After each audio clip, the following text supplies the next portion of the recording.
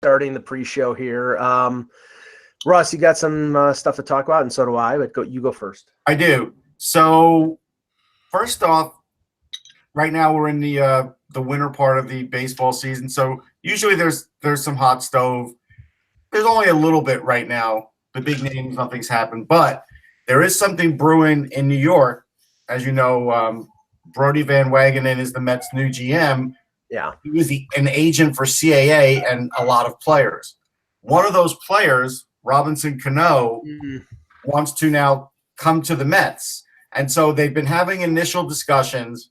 And what's interesting is just today, Jay Bruce switched his no-trade list where Seattle used to be on it, and now they're not on it. So clearly the Mets are targeting Robbie Cano, or they are targeting the Mets. And I have a feeling Seattle will eat significant money here because he's owed a lot of money. Well, he's making – it was $240 in total, but I don't know what that was a year. Yeah, it was like $32 million. Right. $32 million for 8 years. I think it was something like that. Right. And it's something in that neighborhood. And this is the thing, because the Yankees have been connected with Cano, a former Yankee. I mean, obviously he missed like I think 80 games last year because of PEDs. And the rumor involving the Yankees was them sending Jacoby Ellsbury, who's from the West Coast, but the Yankees would basically want Seattle to eat probably at least 50% of the salary. And he's under contract for another 4 or 5 years, Russ. I don't know. Look, I get it, but Jay Bruce is another walking wounded, and they'll probably offer up somebody else, maybe a pitcher like Gesellman or somebody like that. Yeah. And you know what? For a few years, if nothing else, it'll work for them because they can put him at second. They do have, him and Rosario could be a really nice double play combo. Yeah, he's slowing. A lot of people think second is okay. You don't have to be the fastest second baseman. No, he's probably still got the arm, but apparently the range has gone down so much that they moved D. Gordon to second base while he was on suspension. Then when he came back, he played first because Gordon was playing second so well. So yeah, but the Mets don't really have a lot there, so they would use him. Here's the thing about second base now. His range may be worn down, and that's fine. Rosario actually has excellent range, so he could get what's up the middle. Cano doesn't have to worry about it. But now, because you really can't hard slide into second and short, we're going to start seeing older second baseman and shortstop now in baseball because they don't worry about getting run into anymore. They don't have to make that athletic jump anymore. So that part of the game has changed. So, look, am I in love with the deal? No, but I do think it's interesting. And, again, this hasn't really happened in hockey, but it could. And when an agent takes over as a GM and has former clients, this is what happens. Do they think it's Mike Gillis? Do they? Yeah, but Gillis, how long was he in there for? I forget. Wait a while. I think 4 years. Yeah. So yeah, but it didn't really seem like so overt with Gillis. Maybe I think it was 5 years actually. I do know. In 2000, did he have a lot of former guys play for him? I don't know. Yes, actually. it wasn't that overt. That's why it never really came on my radar. But Russ, I heard a little bit about this on the radio yesterday. Funny enough, like something about that sort of hockey related here. Sorry. I'm interrupting Peter, and we're supposed to let Peter talk more. But I'm sorry. I'm gonna just say this one thing because no, I know a couple agents who have become general managers, and there is an incredible amount of stuff you have to sign with the NHL. The NHL to say that you're not going to do this, that you're not going to bring your players. And so what happens is when agents often take over as GMs, they do shy away guys that they represent, or guys that are still represented by their agency, which still exists. So when an agent becomes a GM, the agency still exists. And I know a couple guys who have just I'd like to sign that guy, but honestly, I really probably shouldn't because I represented him. Yeah. Well, yeah. So I mean, I just to put a capper on it, I don't know how much Canoa's got left. And so I mean, that was what would have scared me if he was going to the Yankees. And I don't know how far along this is in terms of it actually being happening, or it's just pretty far along now. I mean, here's the one positive. There is one positive. We've seen in recent years guys switching leagues, even when they seem like they're getting to be on the back nine. that they do get a little resurgence because in the National League, it's different than the American League. Like last year was a really bad year for Cano. 2 years ago, he still was 23.97. So if you get something between 10.50 and 23.97, the Mets will take it. That's better than what they had. Yeah, but doesn't the DH stuff come into play here? This is what I heard on the radio, in that you're now going from the American League to the National League. You don't have the luxury of the DH and putting them into that position. Is this the kind of thing? Is this the kind of thing that makes sense? All you have to do is learn how to bunt. He knows how to bunt. He was actually. But the Mets don't really have a first baseman right now. I mean, so they could move him to first base if that. No, they do. They have a kid, Peter Alonso, who led the AAA in homers, and he's ripping up winter ball. He may be the first baseman now if Jay Bruce gets moved out. I would bet on it. No, let me just insert this, little happening because it's going on here, and I'm sure it's going on there. It's weird, even in areas like Buffalo where we get lots of snow, that the first snow or two, people have forgotten how to drive in snowy conditions, and it's gotten worse. It's gotten worse and worse, and I can tell by your reaction, Peter, that this is something that is making you pull your hair out. But and yesterday and today were the first sort of major snow in this area of Western New York, and you've got people driving like they're 6-year-old children.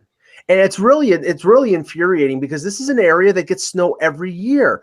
And it does, it's not like all of a sudden you're going 80 miles an hour and then you're trying to drive 80 in the snow. They're just driving like complete blithering idiots.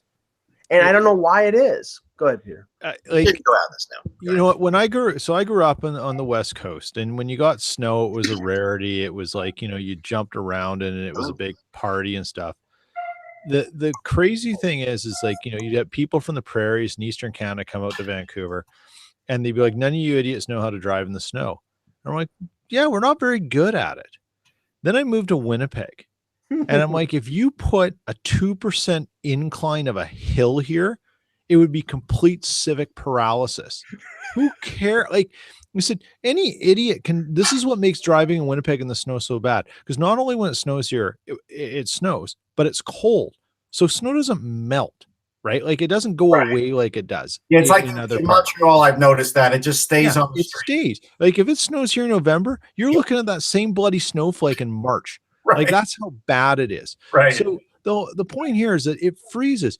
And people here, they have no excuse not to know how to drive. Your excuse is that, well, I'm better than someone from Vancouver. Well, that's a fail, because you should be better than someone from Vancouver. You have no excuse to not remember how to drive in the snow, and it happens every single year. It's ridiculous.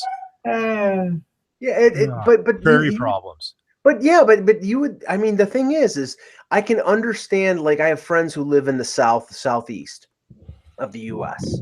and they get 2 inches of snow and they close the schools. Yeah, and that happened when I went to school in Houston. I get that too. Right, and every supermarket is gone.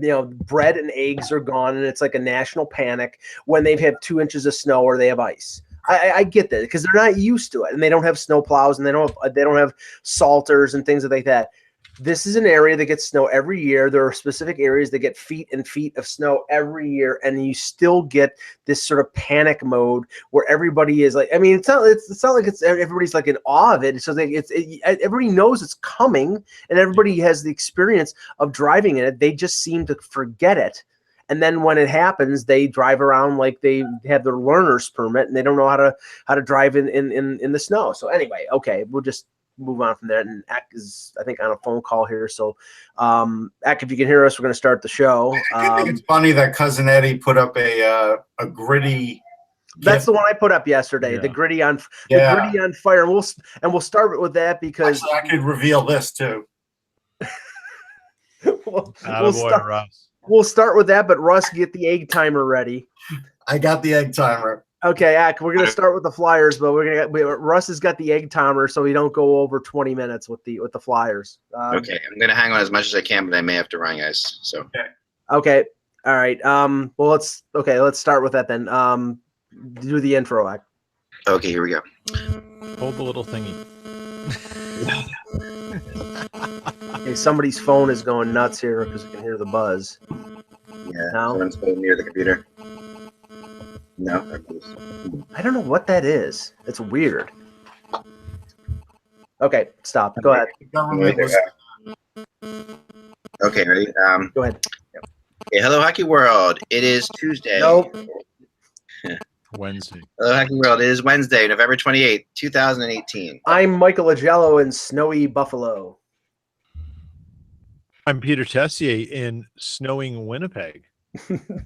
I'm Russ Cohen from Sportsology. It's just chilly today. That's all.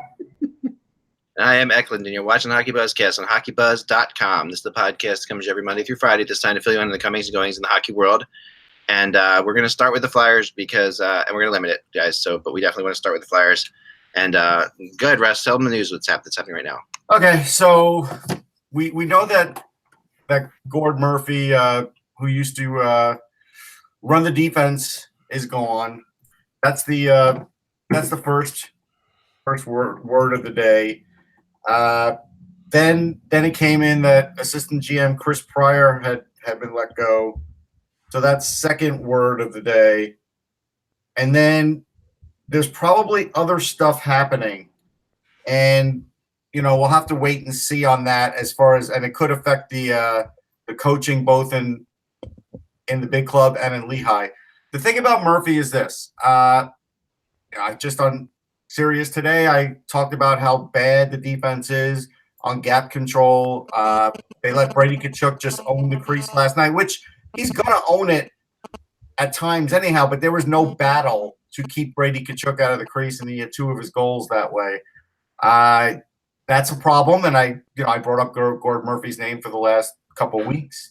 I don't call for anybody's head, so I just talk about their job, and that part of the job was bad. I'm not saying the Flyers defenders are all bad, because they're not, but the strategy is bad. And then last night, inexplicably, they went back to Gostisbehere and Provorov, which had been a disaster all year long. And the best Dave Haxtell could say post-game on that was, well, at least he wanted the puck and was shooting it. But the downside of it was he was sloppy as hell. The puck was everywhere, and he was missing the net.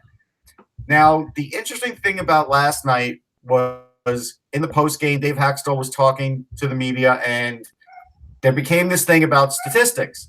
And so for the first couple of periods, he said the statistics were strong. Then he said, for most of the third, not the case, but he did sort of leave it open that part of the stats were still good in the third period. And so the media fires back. And then finally, Haxtell, as mad as I've ever seen him, he's never really yelled, but he finally just said, the statistics don't matter, we lost.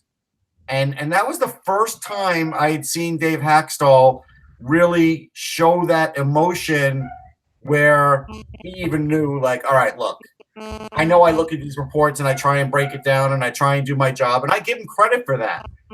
But sometimes you do have to go by the eye test. And so that was the eye test. I just heard on TV with Nick Kiprios blaming Anthony Stolarz for the Matt Duchene highlight reel goal. You can't blame that guy on that goal. That goal was so freakishly great that so few players could actually even make that shot.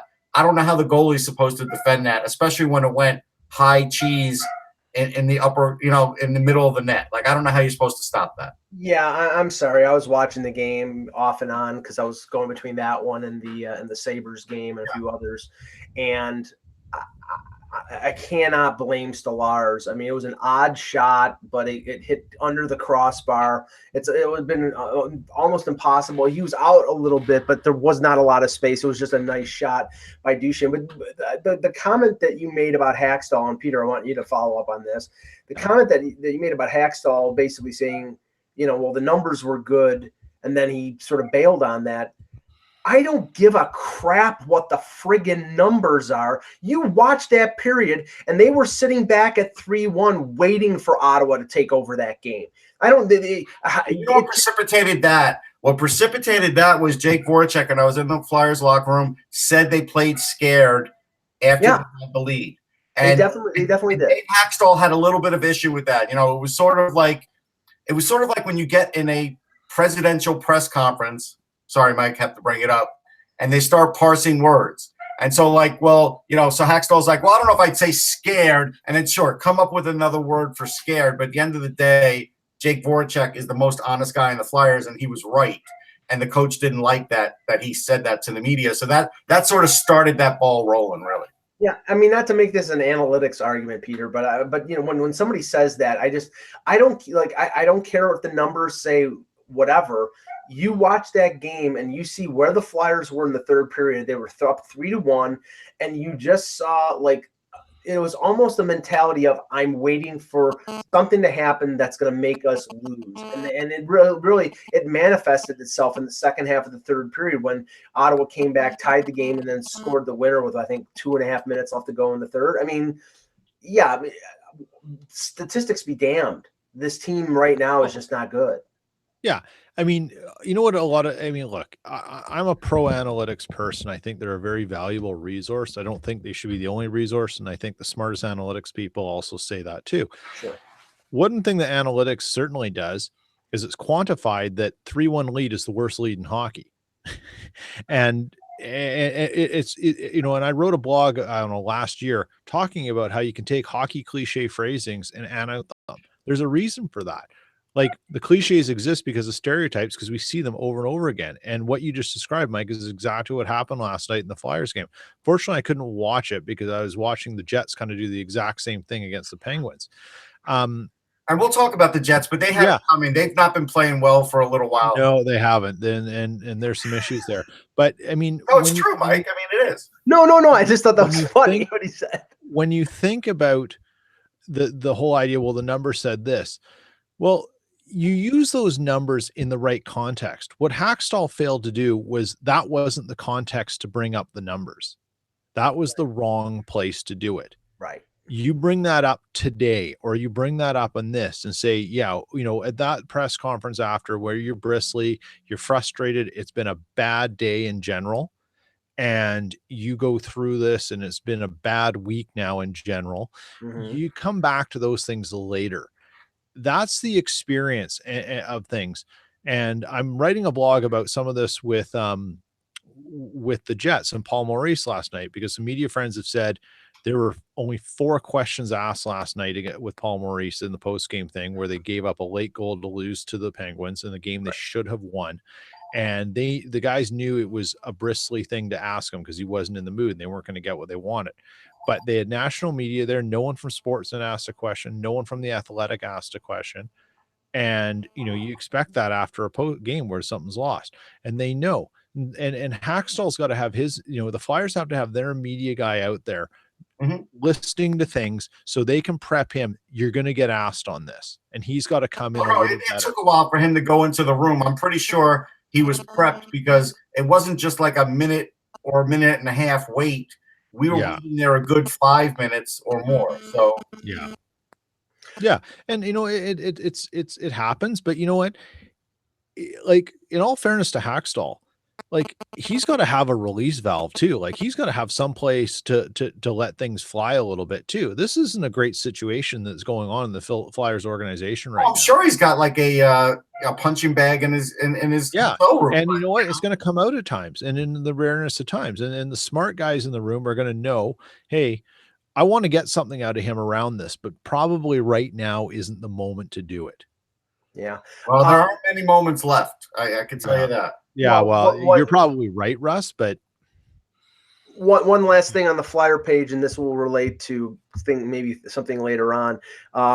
Calvin Pickard, who has basically been their main starter the last week or so because of injuries. Everybody's been their starter. Let's be real. Right, but I said the last week or so. I know. Oh, okay. But he was placed on waivers today. I'm assuming that means that Elliott's back healthy, or one of the two. Yeah, they were saying it. I had gotten word from below that it wasn't official, but that he was getting closer, and so I think without them saying he's back, because they don't have a game for a little while now. Right. I think Elliott's got to be pretty much right there. So that's the move for this. I mean, they'll end the goalie carousel. That's fine. The end of the day, here's the thing. You still have to be a little worried about Ottawa. They did something last night. Like, the only reason the Flyers penalty kill went one move ahead of Ottawa's was because Ottawa does something strange now that I've never seen on a power play. They're putting a guy on the right side of the wall before the blue line to make sure they pass the puck to him after the defenseman gets it from behind the net. So what is that? A 15-foot pass? And then you go from there to here to there to here. It's like, it's almost like a zigzag of passes to get it into the offensive zone. And you kind of wonder, well, why is Ottawa's power play struggling? Well, that could be a reason. Yeah, structurally, I don't think I've ever seen that. But no, we all were remarking about it. Like, it was weird. But just to relate Pickard here is, Stolar, and if they send Pickard down to the minors, if he gets through waivers, which I don't think he will, he's a one-way contract. Stolar's, I believe, is still a two-way, so there's a monetary aspect there. But I'm pretty sure, and that remember, he was waived by the Leafs. The Flyers picked him up off of waivers. The Leafs can reclaim him and put him in the American Hockey League. Now, he's played too many games. TSN's Craig Button said on Toronto radio that if he's played 11 games, so he's played too many for the Leafs to be first in line.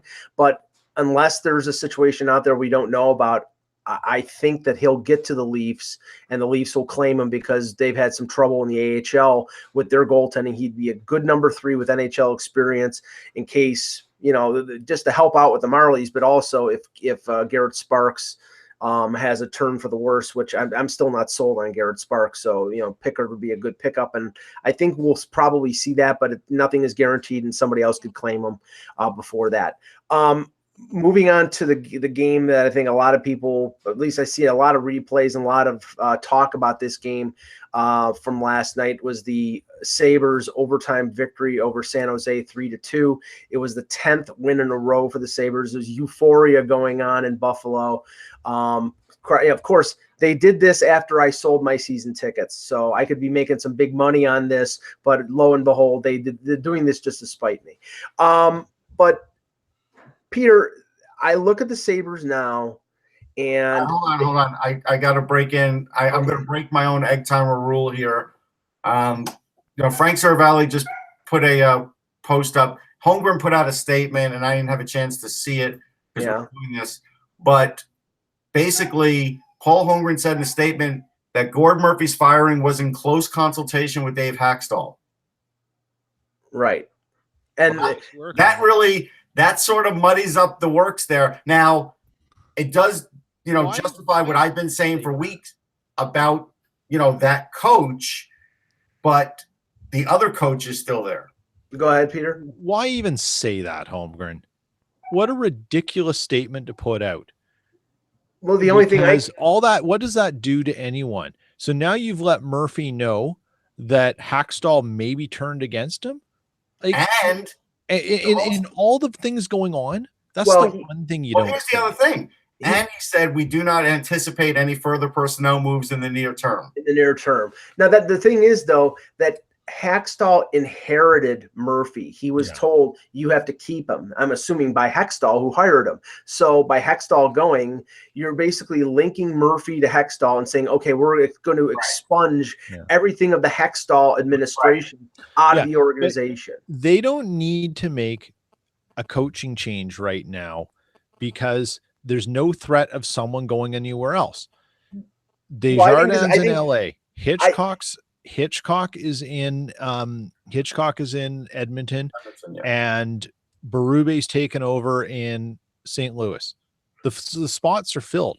They need to just make sure if they're going to make a coaching change, right, that they get this in order before someone else gets the guy they want. They've got time to do the other stuff before you deal with the coach. Well, Russ, I think this solidifies Haxtell, if anything, because they're eliminating. I don't know if it solidifies him for the season. Near term, not Haxtell time. Yeah, near term is not the season. Near term means you're under observation now without Gord Murphy there because you said we should get rid of him. We got rid of him. Now let's see what you could do with this team. But what's greasy about it is Homer's also put his own allowed Haxtell to put the first shovel in the. First shovel in his own grave, which is greasy too. Like it's corporate world, man. I know. We've all been there. We've all been there. So I don't I don't really count anything like that against But anybody. But you know what? So we'll keep on this for a second. But you know, I'll go back to 1997, 98 when the Canucks started with Rick Lee. They got rid of him because he was terrible. And who did they bring in? They brought Iron Mike Keenan. But one of the things Keenan asked for, because they were in flux with the GM at that point in time, one of the things Keenan asked for was control over player personnel until they figured out the GM thing. Mm-hmm. Okay. Keenan was the one who made the trade to get Trevor Linden out, Bertuzzi in, and all that stuff. He was the one who did that. If you bring in a coach and you've already put this down with Murphy about selling out Hackstall with Murphy and stuff, if you want to get a grade A coach, you're going to have to that coach is going to want to make sure everything is above board in the chain of command, because the last thing you need is to have your executive in charge submarine you on something on a decision later. Like that's a warning shot to a guy like a Joel Quenneville to say, wait a sec, what the hell is going on over here? Well, I think now again, we're talking about Dean Lombardi, like we all kind of thought he would have a shot at this job. And when he recused himself, now you can maybe see why. Mm-hmm. All right. Buffalo Sabres, 10th win in a row over San Jose in overtime. Who else? Jeff Skinner scores the winner. Like I said, euphoria. What's that? Skinner with the winner. Yes. Yeah. There we go. Chicken dinner. You can make a shirt. Chicken dinner. But the funny thing is that the Sabres really outplayed the Sharks for most of the game, but the Sharks came back late in the third period, tied the game. 10 in a row is a feat for any organization, but I'm still, I thought the Sabres were going to be better. I did not think they would be leading the league. They're red hot right now. You don't know how long this is going to last, but right now, Russ, you have to say that they've entered the playoff competition because they're so red hot. Yeah, they're red hot. Right now, everything's rolling right. We've been talking about how Darlene, had been improving, and actually on this week's Hockey Prospect Radio, Steve Brealey is on, or was it last week's? I think it was last week. Yeah, that was last week. Sorry, it was last week, and we talked about the Sabres players. Pilot was one of them. He's already seen some NHL action. Things are going right for them now, and we have to say good for them.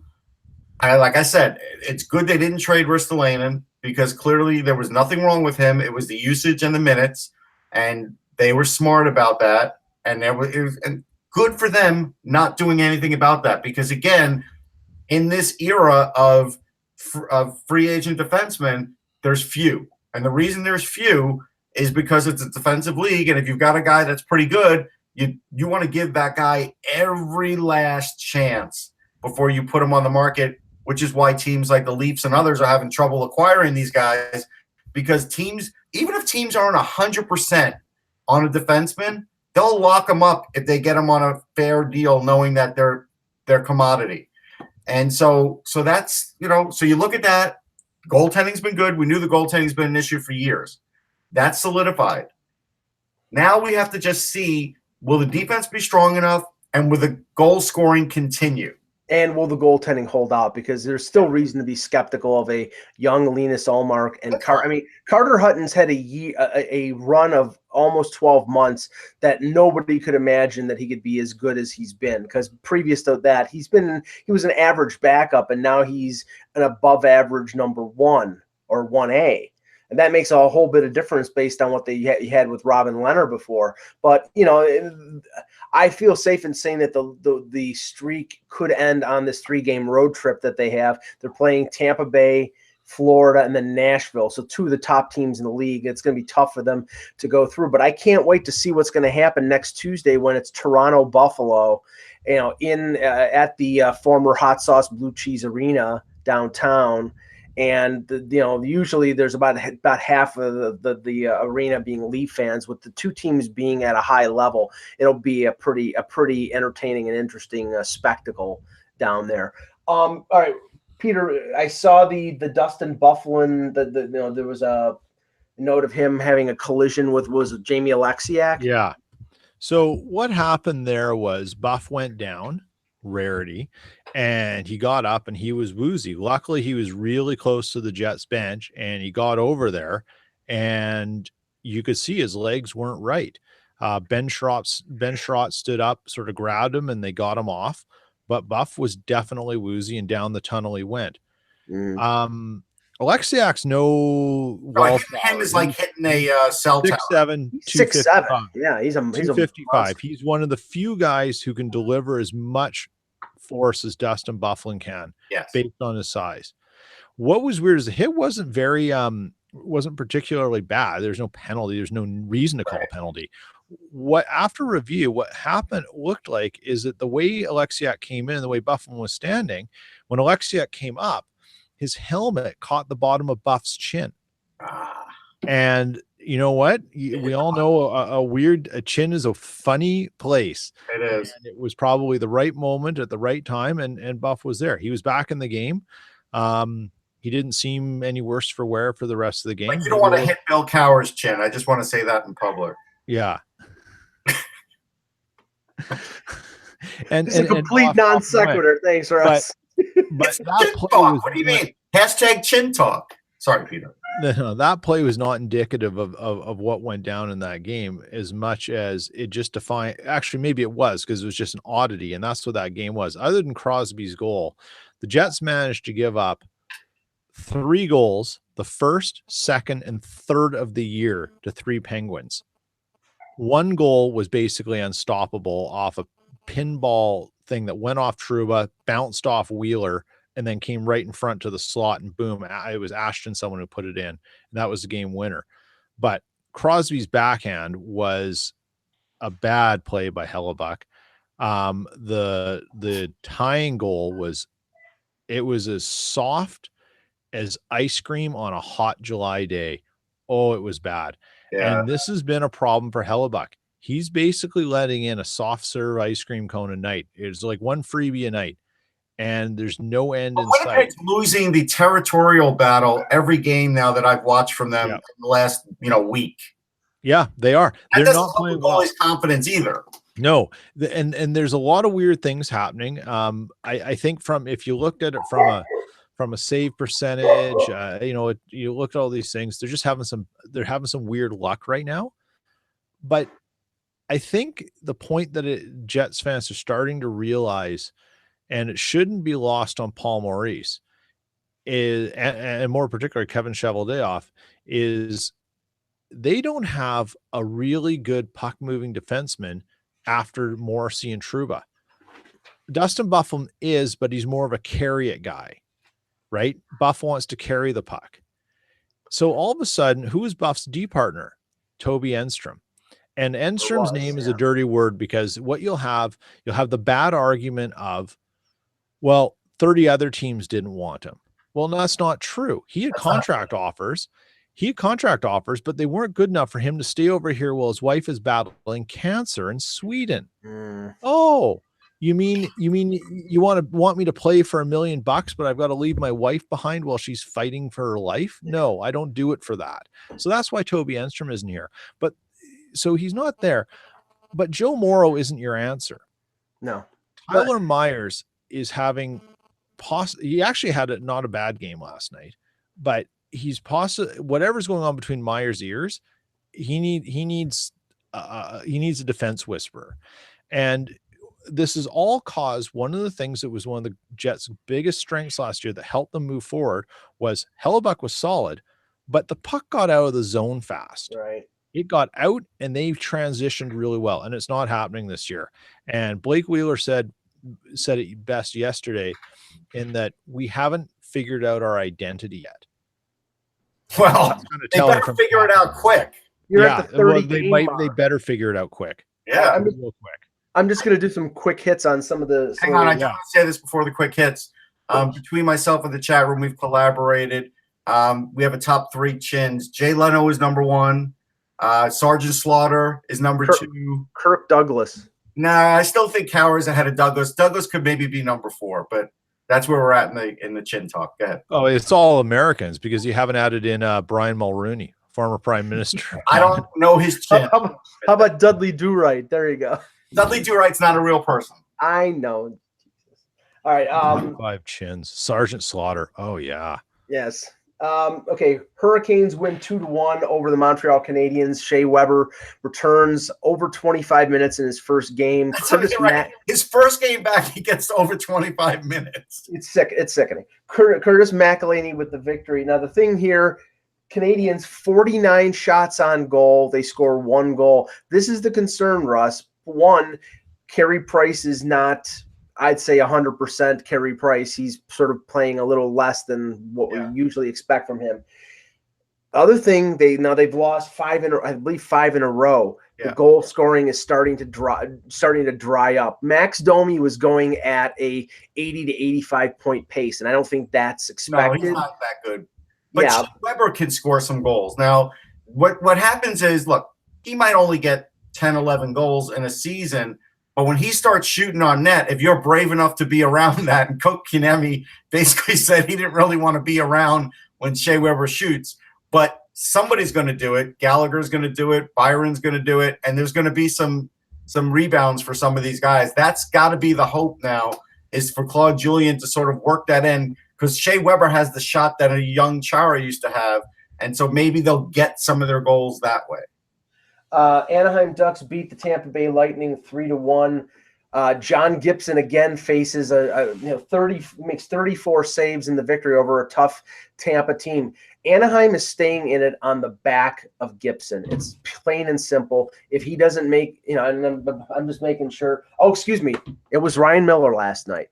It was Ryan Miller. So, but okay. Ryan Miller is a great veteran backup. So, getting goaltending is saving Randy Carlyle's bacon right now. Yeah. There's goal. Look, I mean, we've been saying it for a while. If you want to look at the statistics of the Anaheim Ducks, it's mostly negative, except the goaltending, which is the best tandem in the league. So that's what's keeping them going. I mean, to use the term keeping them afloat. Yeah, I know. Whatever. And Braden Point, 18th goal of the year, Peter. I mean, we talk about Rantanen, we talk about the guys in Winnipeg, we talk about Marner and Matthews in Toronto. I'm telling you, maybe Tampa gets that benefit again from the Florida state tax that they have to pay him a little less.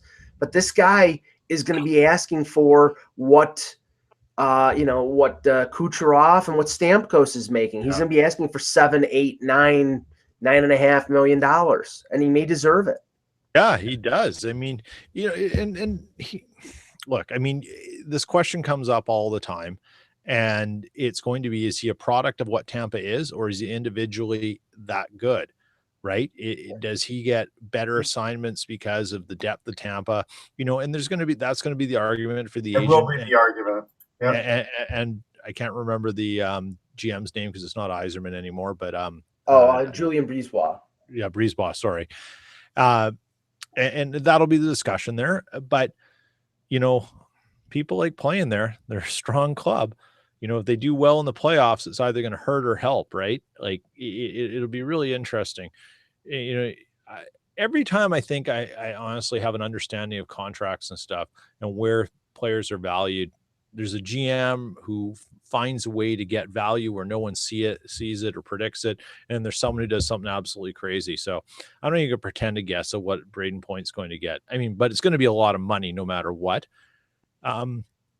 Good problem to have, but it's a problem nonetheless. It is a good problem to have. I do think he's a product of some of that, but he's proven he could score 30 goals. He had 32 goals last year.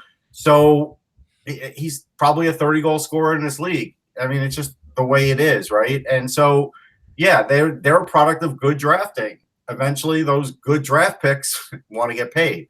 So the thing here, though, and again, what also could save Tampa is, with all this gambling revenue coming in, with the Seattle market coming in, we're all expecting the cap to make a nice jump. If it does, right, they may not have to lose much because they're going to lose Coburn, they're going to lose Girardi. They have guys coming off the books. They could write off Callahan at some point if they need to. They would hate to do it because they like him, and I hate to say it because I like him. But again, that may happen. Well, and to just tied into the what you mentioned about expansion, because that when Vegas came in, that boosted the cap amount. The Seattle arena, they're saying is going to be ready by 2020, so that would probably make a 2020 2021 season. What about Belmont, Mike? Have you heard about Belmont? No, you know more about that than I would. Yeah, and but I mean, remember the expansion fees aren't revenue sharing. That's no, not they aren't. Players.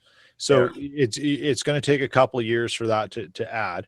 But I mean, let's not forget that there were only 2 Canadian teams last year who didn't get revenue assistance. Who didn't? That would be Toronto and Montreal. Yeah. Okay. So that has a huge drain. So you get the Canadian dollar up, and then watch the cap fly. Because after the last lockout, the Canadian dollar was hovering around 90 cents.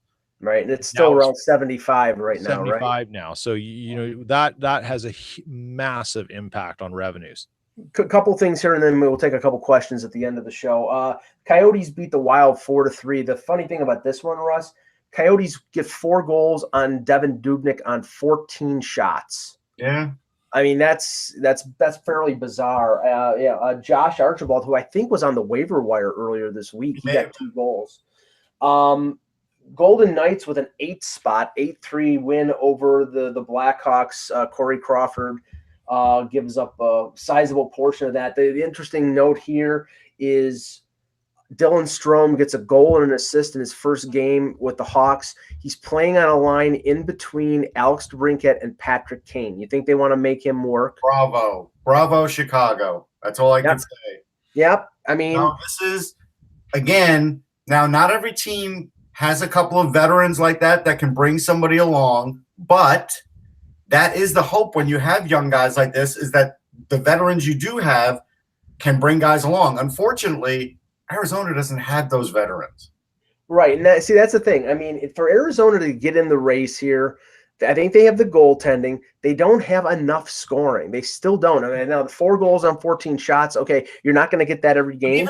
Even going further, they don't have the veteran scoring that when the play gets tight, certain guys come through like the Justin Williams types. They don't really have – I mean, Derek Stepan's not a big-time goal scorer, so they don't really have that.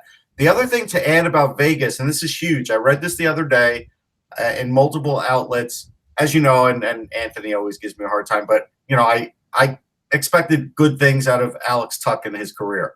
Mm-hmm. Well, when he was injured, sitting in the press box, sitting next to Paul Stastny, they chatted it up for a game or 2. Now that Tuch, when he's gotten hot now that he's gotten hot, he has credited Stastny for sort of like mentoring him, like, telling him some things that he needed to know about his game to help that. That's the benefit of having a guy like that around. Even when he's not playing, he's helping one of their good young players, because now Tuch was getting more playing time. And I don't know what his points are. I'm going to look it up, but he's been really progressing as a power forward, which I fully expected him to do with the hands he had, and he already had pretty good speed. I mean, again, he's only 22 years old. He has 19 points now in 18 games. Yeah, that's pretty good. That's pretty good. And if they can keep that, I see that. I forget what team drafted him. Minnesota. Minnesota. Okay, just quickly here. Anaheim the Colorado Avalanche beat Nashville 3-2. Nashville had 38 shots. Varlamov with 36 saves. Nathan McKinnon with a couple goals. He stays red hot. The Edmonton Oilers win a very un-Edmonton Oiler-like 1-0 overtime victory over Dallas. Ken Hitchcock's former club. Oscar Klefbom with the overtime goal. See, this is the thing. If they're going to try to – something like the 7th defenseman in history for them to score an overtime winning goal. But, here's what I would like to say about that. You can't really put him in the class of the other guys scoring an overtime winning goal when it's 3-on-3. No offense. But Peter, this is the thing. If the Hitchcock effect here is to make Edmonton win 1-0 games, then I think you're sort of defeating you want to make them better defensively, but you also want to accentuate the positive of having offensive guys like Connor McDavid and Ryan Nugent-Hopkins and Leon Draisaitl. If you're going to make them be a shutdown Florida Panther team under Doug McClain, that's not going to work. Well, here's the thing.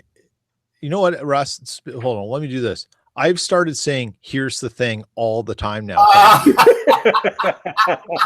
it's popping up in my everyday life all the time. And I'm like, Russ. So Edmonton's a weird team because they've got a bunch of youth and they've got these odd vets here and there, right? So you've got players who are guys who have had success in the league or not, Lucich's or your Chris Russells, but they're there and you're not getting rid of them anytime soon. So Ken Hitchcock's trying to reinvent the way this is, but you do that with a team when you want, you don't have to teach Connor McDavid offense. You don't have to teach Draisaitl offense. You don't really have to teach it to Nugent Hopkins. These guys get offense, but they need to learn defense. Yes. But now you've got these other players who have been in the league, have their tendencies, know what their roles have been, because that's how they've been utilized for their careers.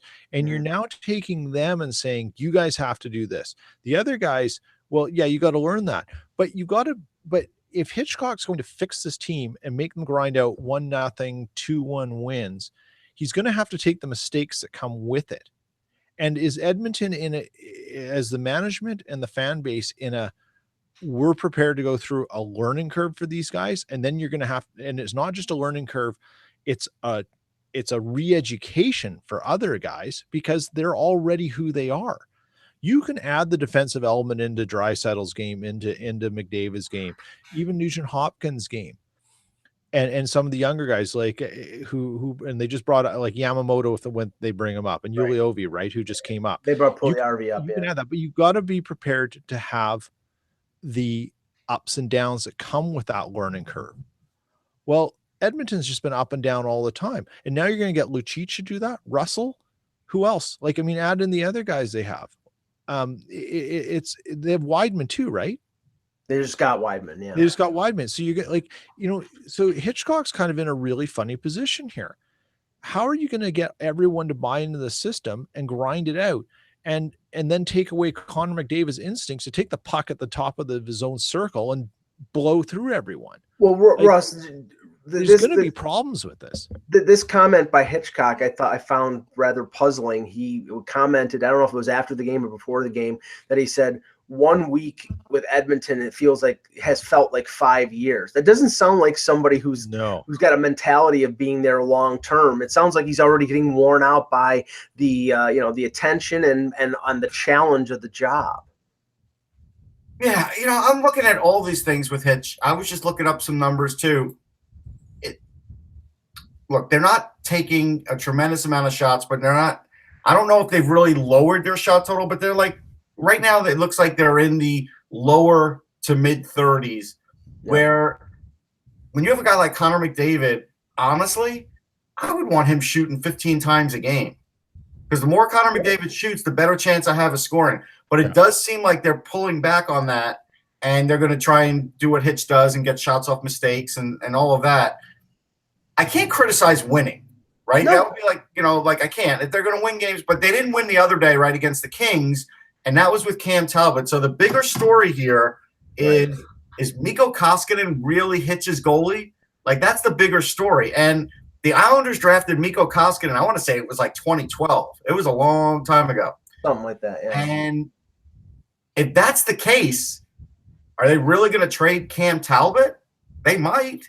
That might give them, somebody else they could use on offense. It depends on where they are at the deadline. If they're out of it, then they trade him as a rental because they probably wouldn't sign him for a new deal. But let me just kick out one more game here. And the actual result is not important because I think one of them is definitely a non-playoff team, and that's the LA Kings.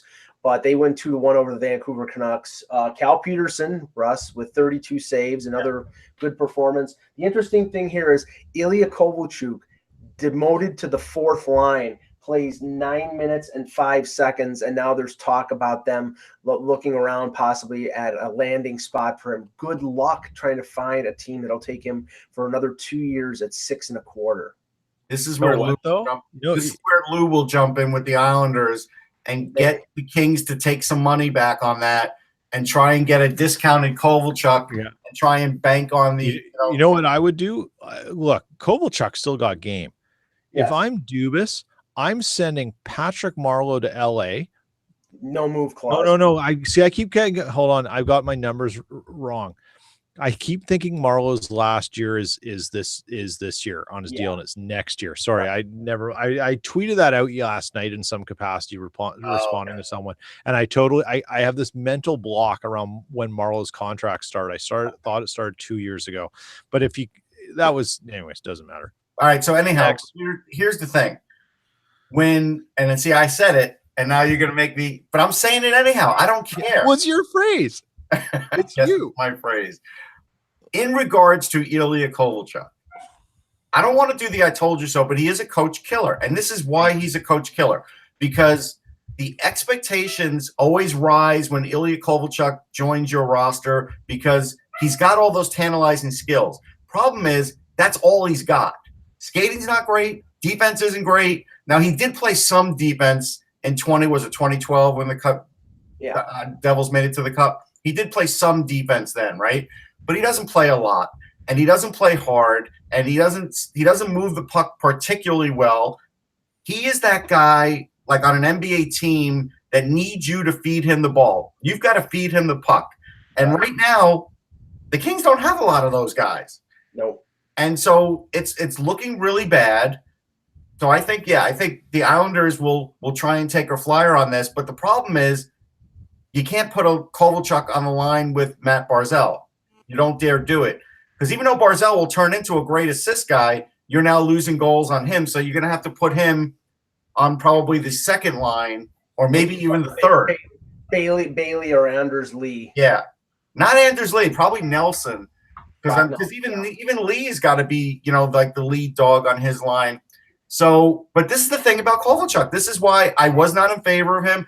This is why he got sat in the playoffs in the KHL. Remember, they sat him. Right. He does cause problems. It's not like he's causing problems outwardly and he's a terrible guy. It's not that. His play causes problems or lack of it. Yeah, and if you're going to look at the Islanders and say, okay, if LA will retain salary and the Islanders throw somebody the other way, a guy like Casey Cizikas is making almost $3.5 million for another 2 years. Clutterbuck is making $3.5 for another 3 years. Maybe somebody like that goes the other way. No, they won't go that way. They would want to take somebody back with speed. They're not going to. That's what Rob Blake is. Cizikas has got speed, I guess. Yeah, but Cizikas is so up and down. He's a third line, fourth line player. Yeah, they're not. You're not taking that for Kovalchuk. They're going to look for a player with speed. Obviously, they can't give up Barzal. I don't think they would take on Bailey's contract, but he's a UFA at the end of the year unless they want to do the same thing they did with the Pearson Hagelin. I'll give you the player. I think it would be Anthony Beauvillier. That's who I think the player would be. Okay. All right.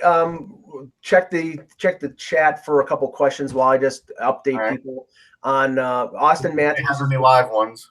Austin Matthews is returning tonight as the Leafs play San Jose. To my mind, that's the best game of the night. Number one story in the world, right? Yeah. Just touch on this briefly here because we'll put the 2 minutes on the egg timer here. The Nylander update is that they're $300,000 apart, according to Elliot Friedman. I found the comments of Brian Burke on Sportsnet Radio this morning very interesting in the fact that he said $300,000 is basically like you could drive a Mack truck through it because, and I've heard this from a couple of different people. You've got Toronto, who I think have gone as high as they want to. You've got the Nylander camp that have gone as low as they want to, and they're still $300,000 apart. And there's probably still some talk about the signing bonus structure. And Nylander is, as opposed to some of the reports yesterday, he's still in Sweden. He's not in Toronto. It doesn't sound like that there's some orchestrated thing here to sign the deal at the 11th hour, that there's still distance here. I think the odds are he gets signed, but I still don't eliminate the possibility of him sitting out the year or him being traded. I still think those are possibilities. Yeah. All right. So question-wise, Andrew Parry asks, Mike, what do you think about the Leafs giving a 1-year prove-it deal? Give him what he's looking for and have him prove he's worth the money. They won't do that for one simple reason. That'll put him in the same summer with Marner and Matthews. Right. And if he proves it, meaning if he scores, say, he'll play, say, 55 games. Say he scores 40 points in 55 games. He scores almost 20 goals. All right. Prorate that for the full season, and he's going to say, "Okay, I've proved it. I've done it 3 years in a row. Now give me $8 million." Right. No, that's true, and it's not going to happen. Queen wants me to talk about why I don't think Ottawa will trade Matt Duchene. Well, for one thing, he's from the area. The other thing is, last night when I was in the locker room, Brady Tkachuk was talking, and he was holding court. I'll write about this later or tomorrow on Sportsology. But I did ask Brady Tkachuk, like, hey, were you intentionally trying to get under the skin of the defense of the Flyers? And he goes, big smile, that's part of the game. And it was sort of like, next question, right? But we know what his game is, right? So he came up to it. But Matt Duchene loves Brady Tkachuk, and Matt Duchene talked about playing with a player like Brady Tkachuk. I forget who he said he played with. Oh, it was Gabriel Landeskog. He goes, in Colorado, I played with Gabriel Landeskog. Now I get to play with Brady Tkachuk. He wants to stay. I'm telling you, and they like him there. I don't understand why people, and Queen wrote it like he's a cancer in the locker room. I do not see it. The other players like him. I think that is just baggage from Colorado. I don't think it has anything to do with him now in Ottawa. It's also him. I think he was in the car in the Uber video. That's what they're putting. Yeah, all right, so fine. But and they traded Chris Weidman a week and a half after the Uber video came out. While you're looking up another question, Peter, I just want to tell you on the podcast that I do with Norman James, the Leafs Convo. One of the questions that came up during our Q&A was, "How about a Gardner for Tyler Myers deal?" It's like, it's like, okay, where have you heard that one before? That's only been what you and I have been talking about over the last year, and I still think it makes sense. That'd be overpayment for Myers. Yeah, maybe. Huge. Go ahead, Ross. All right, hold on. And Tanner pointed out, or James Tanner, that DeBrincat and Strong played together, and we knew that. But no, thanks, James. But whatever. I mean, it's good to point that out. I mean, we didn't. Thank you very much. You don't have to dismiss the poor guy. BK Ups is asking a fantasy question. Will the Leafs ever win the Cup? No, that's a fantasy. That's not the question. Should I drop McDavid for McKinnon in my pool? No, you never drop McDavid for anybody unless he's injured, unless he's broken his leg. Right. No, you don't do that. Next question. All right. Let's give it one or two more, and then we'll go. Okay. Who will get this? Scott C is asking who will get sent down for the World Juniors. Is he asking from the Leafs? So who on the Leafs will be a? There's Liljegren and Sandin will probably be on Team Sweden. Yes, I would say that's a lock. Rocco's too old at this point. Yeah, nobody else. Nobody else. Yeah, that does seem like that's it. Ian Scott might be the number 2. Ian Scott could. 13. He's having a phenomenal year with Prince Albert in the WHL. Yeah, so there you go. He'll be the backup to Michael DiPietro probably. All right, so Cameron Young is asking, how bad could this Flyers scenario get? I would say LA Law, the elevator not being there bad. Who walked out? Who got killed? I forget. I wasn't a big LA Law fan, but I remember watching that episode. Was it Susan Day? The doors opened up and they just remember who bit the dust. That is a great way to kill somebody off in a show. We can't figure out how to kill them off, so let's just have them walk open into an open elevator and fall down the shaft to their death. That's Cousin Eddie has reached a new level of idiocy, but he's asking, how long does it take? And he says for people in the chat, how long does it take to drive from Philly to Pittsburgh? I don't know why he wants to know this. It's 5 hours. There you Let's see. Last one. Last one from Matt. What's the market value of Brady Shea right now? He's had a very poor start to the season, and I kind of assume that his scratches were to trade, and he wants to know our thoughts. I think it's not necessarily to trade him with the scratching. As you know, Quinn's been rotating guys around, and at one point said, yeah, they're all just a week ago when I forget who he was sitting, said he didn't deserve to sit. Maybe it was Brendan Smith. So he felt like, up to like a week or two ago that he was playing well enough. I think this is just like one of those learning moments. I don't think they're in a rush to move him. I felt like if it was in the Nylander deal, it'd be worth it. Otherwise, I don't think he's going anywhere. They do have a little bit of defensive help coming. Keandre Miller is ripping it up in Wisconsin. Like, he's legitimately looking like a guy that if he doesn't come into the league next year, he might just jump to the AHL next year and play for Hartford. That's a big deal. Sean Day, we still have, the jury's still out, but there's still something there with Sean Day. And so you look at those guys, and even Tarmo Reunanen is playing well overseas. At some point, maybe he even comes over. So that's, they're not loaded with defense. There's still some questions, so I don't think they'll trade Brady Shea. Quick little poll or quick little percentage question on the show. For the Leaf fans in the chat, what is the percentage of Calvin Pickard being reclaimed by the Leafs, Russ? What is the percentage? I'm going to say 75%, because you just never know if there's that one team ahead of them that decides to either press the screw the Leafs button, which we know exists, or just, hey, you know what? We just had a goalie injury. Let's get him just in case. And then now, a month later, we're in the same position again where he gets, sent down again. Wouldn't shock me. Peter? Or say that again? The percentage of Calvin Pickard being claimed off of waivers by the Leafs. Well, you know what, Mike? I'm not going to bet against you, because after Dano was put on waivers, you texted me and said, will the Jets pick him up? And I said, no way. And you were bang on that they did. So I'm not betting against you. Well, I don't admit you not. The fact that you suggested, I said, no, I'm giving 95%. The bigger question is what happens to the gritty cage? That's the bigger question, the gritty mask. Like he'll paint it over with Carlton the Bear sitting on a chair. Actually, hold that thought. I got to take my dog out. Hang on. Do the Leafs have a mascot? Carlton the Bear. What? Carlton. Would they call him the Care Bear? No, Carlton for Carlton Street, where the Maple Leaf Gardens was located. Oh. The Carlton Street cash box. Oh my God, that's more vanilla than the Jets. Yeah, but actually, they try to make him a little more exciting. They make a little. I will say this: he did do something exciting recently. I saw a picture of him doing a backflip. Yes, and Wow.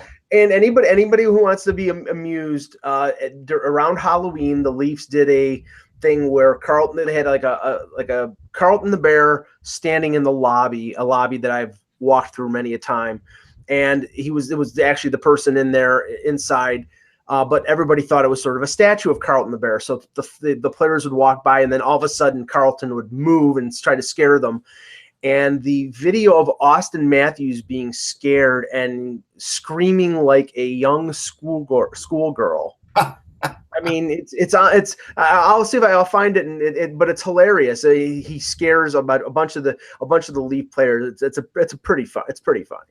But okay, yeah, great show, guys. We'll be back tomorrow. Matt did ask a legit question. Oh, sure, go ahead. Market value for Wayne Simmons, and I said ShopRite. That's all I'm saying. Oh my God, I'm not going there. For Peter Tessier, for Russ Cohen, I'm Michael Agello. Thanks for watching, and remember, without the buzz, it's just hockey.